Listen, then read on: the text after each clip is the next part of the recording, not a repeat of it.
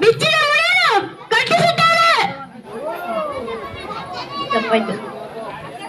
ನನ್ನ ಹೆಸರು ವರ್ಧನ್. ನಾನು 6ನೇ ತರಗತಿಯಲ್ಲಿ ಓದುತ್ತಿದ್ದೇನೆ. ನಾನು ಮಾಡುತ್ತಿರುವ ಪಾತ್ರ ದುರ್ಯೋಧನ. ಏನೋ ಹೊಟ್ಟೆ ಬಾಕ ಯೋಧ ಅನ್ನೋ ಪದ ಏಕೆಂದೆಯ? ಗದಾಯೋಧ, ಸದಾಯೋಧ, ಅಷ್ಟ ದಿಕ್ಪಾಲಕರನ್ನು ಸೇರಿಸಿ ಇಲ್ಲನ್ನು ಲುಟ್ಟ ಮಾಡುತ್ತೇನೆ. ಬಾ